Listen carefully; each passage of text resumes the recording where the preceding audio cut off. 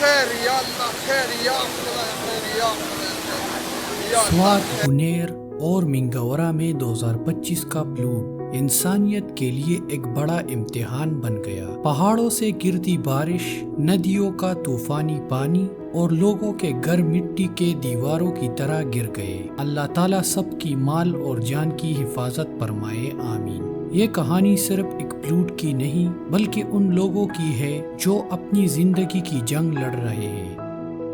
السلام علیکم دوستو، آج ہم آپ کو لے چلیں گے ایک ایسی کہانی میں جو دکھ، امید اور صبر کا پیغام دیتی ہے۔ سوات ویلی جو اپنی خوبصورتی کے لیے مشہور ہے، آج تباہی کا منظر بن چکا ہے۔ 2025 کے پلوڈ نے سوات کے شہروں، قصبوں اور گاؤں کو ڈیپلی افیکٹ کیا ہے۔ سب سے زیادہ تباہی منگورہ خار میں ہوئی ہے اور بنیر اور بحرین کے علاقوں میں بھی زیادہ تباہی ہوئی ہے۔ آپ سوچئے، وہ سوات جو ایک ٹورسٹ پوائنٹ تھا آج لوگوں کے آنسوؤں اور چیخوں سے بھرا ہوا ہے۔ یہ پلوڈ عام برسات نہیں تھی، یہ وہ طوفان تھا جس میں ندیاں اپنا کنارہ توڑ کر شہروں میں گھس گئی۔ رات کے اندھیرے میں لوگوں کو اپنا گھر چھوڑ کر بھاگنا پڑا۔ کچھ لوگوں نے بچوں کو کندھوں پر اٹھایا اور کچھ نے بزرگوں کو ہاتھ پکڑ کر نکالنے کی کوشش کی۔ یہ منظر دیکھ کر دل کانپ جاتا ہے۔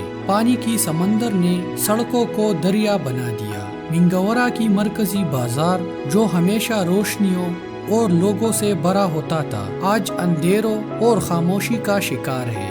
دکانوں کی شٹر ٹوٹ گئے ہیں، سامان بہہ گیا اور روزگار ختم ہو گیا۔ اب سوال یہ رہتا ہے، سوات میں بار بار پلوڈ کیوں آتا ہے؟ اس کا جواب ہمیں اس کی ہسٹری میں ملتا ہے۔ سوات کے آس پاس اونچے پہاڑ ہیں جن پر برف جمتی ہے۔ جب اچانک زیادہ بارش ہوتی ہے، برف پگھلتی ہے اور ندیاں کنارہ توڑ دیتی ہے۔ کلائمیٹ چینج بھی ایک بڑی وجہ ہے۔ گرمی زیادہ، بارش ایک ہی وقت میں بہت تیزی سے اور نتیجہ پلوڈ۔ 2009، 10 اور 2020 میں بھی سوات میں بڑے پلوڈ آئے، لیکن 2025 کا پلوڈ ان سب سے زیادہ ڈسٹرکٹیو مانا جاتا ہے۔ ایکسپرٹس کہہ رہے ہیں کہ یہ پلوڈ ریکارڈ توڑ گیا ہے۔ پانی کی سطح اتنی بڑھ گئی کہ برجز ٹوٹ گئے، گاڑیاں پانی میں بہہ گئے اور سب سے زیادہ نقصان غریب لوگوں کا ہوا ہے۔ آپ کو معلوم ہوگا کہ سوات ایک ٹورسٹ پوائنٹ ہے۔ لوگ یہاں اسلام آباد، پشاور اور پورے پاکستان سے گھومنے آتے ہیں، مگر آج ہوٹلز پانی میں ڈوب گئے، ریسٹورنٹس بند ہیں، ٹورزم انڈسٹری کولیپس ہو گئی ہے۔ جس شہر میں لوگ تصویریں بنانے آتے تھے، آج وہاں لوگ مدد کی تصویریں بھیج رہے ہیں۔ اس پلوڈ نے نہ صرف عمارتوں کو نہیں بلکہ انسانی جذبات کو بھی توڑ دیا ہے۔ ایک ماں اپنے 2 بچوں کو دریا کے پانی سے بچاتے ہوئے اپنی جان گنوا بیٹھی۔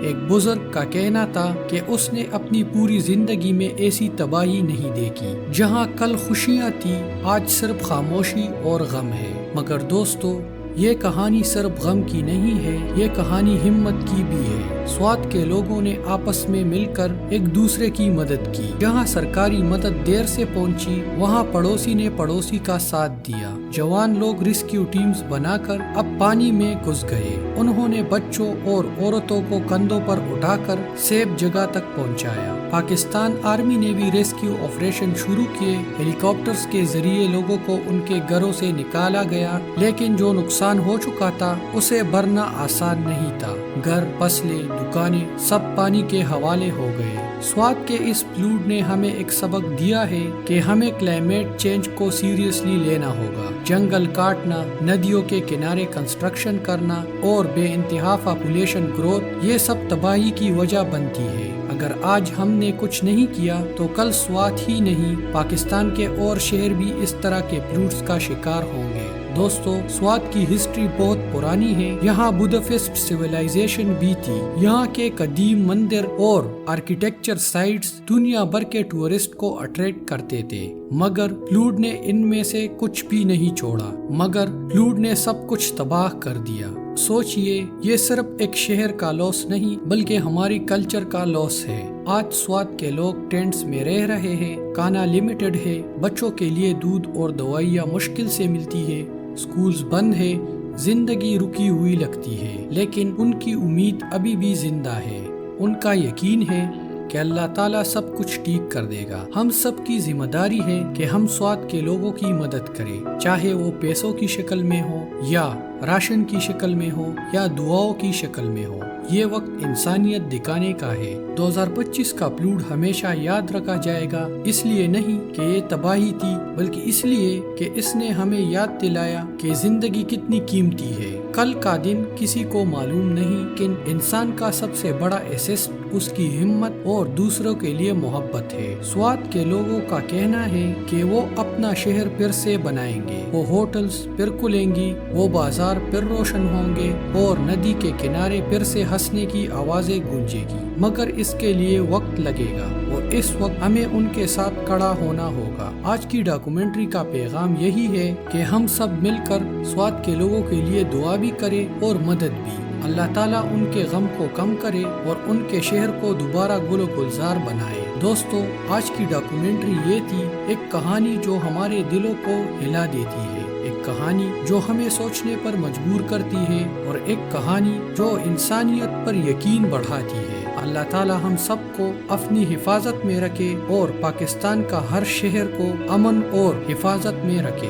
شکریہ دوستو، ملتے ہیں اگلی ویڈیو میں، تب تک کے لیے اللہ حافظ۔